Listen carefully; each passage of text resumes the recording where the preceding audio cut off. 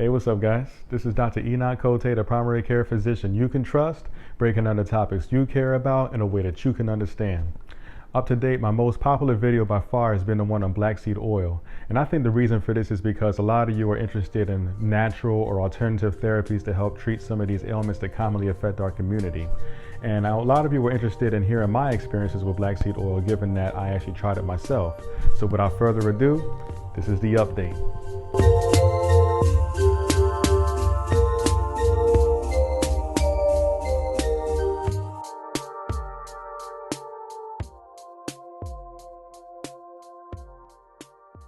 Now, before I get into my personal experience with black seed oil, I do have an update on a paper that was published ever since the making of the last video.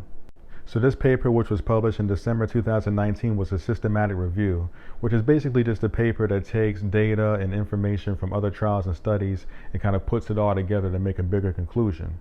And in this paper, they were looking at the effects of black seed oil on the control or treatment of diabetes. And it showed that black seed oil was able to decrease fasting blood sugar levels, post-meal blood sugar levels, hemoglobin A1C, which is the lab test we get to check on the status of the diabetes, and also decreases insulin resistance. And on top of that, it increases the amount of insulin in your body. So this all goes to show that it could be a good supplement for somebody who's already on diabetes medications, or somebody who's been told that they're on a borderline or at risk for diabetes. Now, in terms of my personal experience with black seed oil, I had mentioned in the other video that when I filmed it, I had just been taking black seed oil for just a few days, and I kind of already felt a little bit of a difference in terms of the way I felt overall. I had a little bit more energy. I didn't have as many aches and pains just from kind of being on my feet all day at work. And after I filmed that video, I had been taking black seed oil for about another month or so, and I still did feel some of those same effects.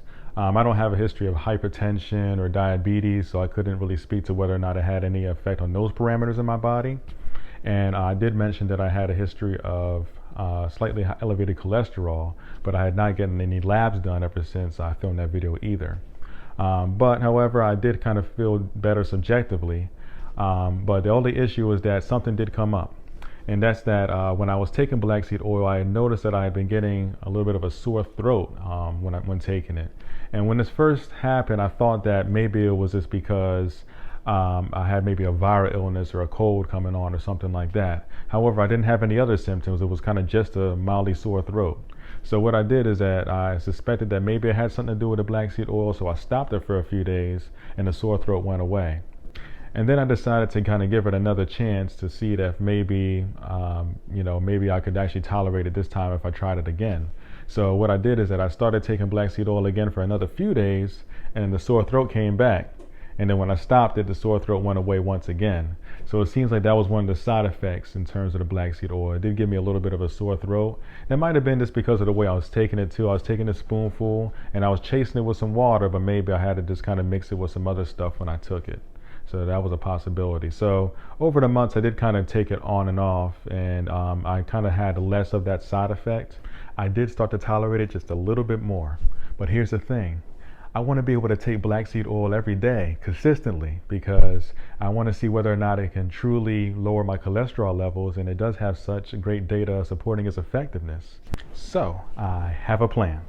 I just ordered a bottle of black seed oil capsules online. Now, I mentioned in the last video that the data is definitely stronger for use of the liquid as opposed to the capsules. But in a case like this, where I kind of had a little bit of an issue tolerating the liquid, it's probably going to be better for me to use the capsules because I'm more likely to be compliant. And basically what I'm going to do is, as soon as these capsules come in the mail, I'm going to start taking them for about the next 60 days and then go for my yearly physical to get my cholesterol checked.